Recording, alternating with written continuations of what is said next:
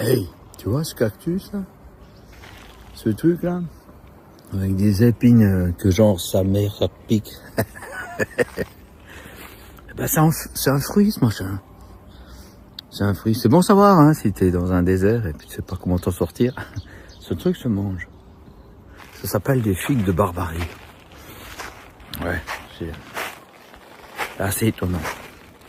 Et ça me fait penser à un truc que j'ai vécu. Alors, je me suis permis, allez, j'ai fait un truc de fou. J'étais à la piscine.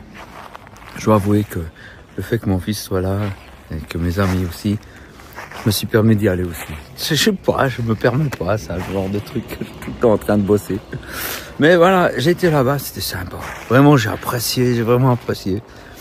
Tu te baignes là, puis tu vois, le ciel est immense au-dessus de toi, et là, il y a même des buildings là. Tu vois les gens à la fenêtre, qui sont en train d'étendre leur linge. Puis t'es là, c'est comme si t'étais dans leur baignoire tout petit. C'est incroyable. J'étais au bar aussi. Au bar et puis là c'était sympa, ça parle, ça tchatche, ça c'est la joie de vivre. Je peux pas m'en empêcher moi parce que moi je déborde quoi. Je déborde et je parle du Seigneur. Puis là il y a un gars tout souriant qui me dit quoi? Mais Dieu n'existe pas. Et alors moi j'ai une réponse très intelligente. Je lui dis mais oui, Dieu il existe. Je lui ai parlé juste avant, on a discuté. Et puis il me dit mais Dieu n'existe pas, t'as pas pu discuter avec. Je lui ai dit, hey, j'ai parlé avec lui. Il existe. Mais non, il n'existe pas. Mais oui, il existe. Mais non, mais si, bien sûr. Après, je me suis dit, c'est une discussion de sourds. C'est vraiment une discussion de sourds. Et puis, bon, je me suis dit, bon, je vais arrêter là. Parce que... oui, non, oui. J'ai dit, mais c'est celui-là qui dit le plus fort qui gagne ou comment on fait? Et puis, après, j'y ai pensé. Mais tu vois, une fois que j'étais plus là, j'ai pensé à la bonne réponse. Ah ouais, après tu l'as, mais pas sur le moment. Et puis, je suis là, puis je me dis, mais voilà ce que j'aurais dû lui répondre.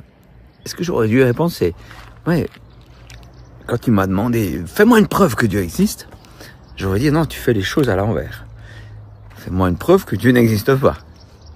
J'aurais été bien embêté. Et puis, moi, j'observe cette nature-là, l'océan. Ça me parle de lui. C'est lui. Il y a quelque chose de lui là-dedans. Ces arbres magnifiques, hermosos. Comment on dit? Ça semble plus merveilleux, hein, quand on dit merveilleux en espagnol. Hermoso. Et ces arbres, c'est lui. C'est lui. Non, on voit, il y a quelque chose de lui. C'est l'artiste.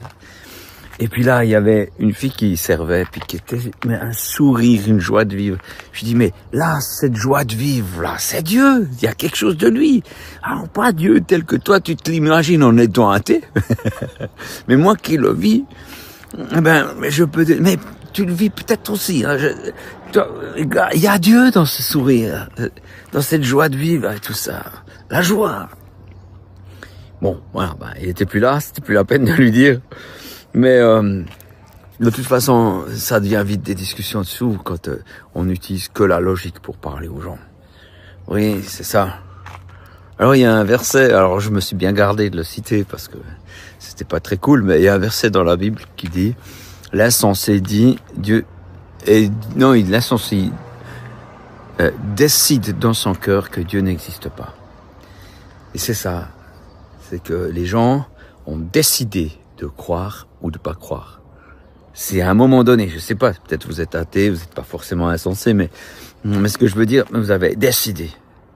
Et que j'encourage les gens à plutôt que de rester sur des idées que vous avez décidé, de se dire, tiens, pourquoi pas?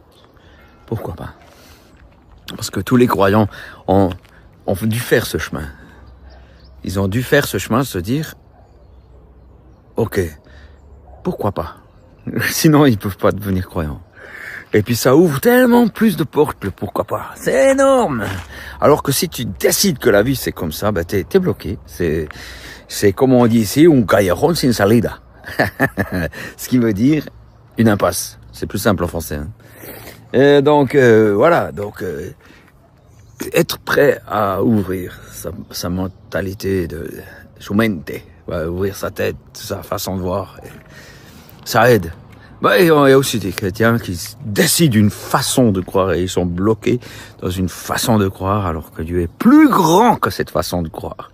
Et ça vaut la peine aussi d'ouvrir, abrir la cabeza, ouvrir le cœur, la tête, tout, et voilà, d'être tout, ne pas oublier d'être en recherche, non pas de trouver la vérité, mais une recherche qui explore encore plus ce qu'est Dieu, l'infini qu'il est.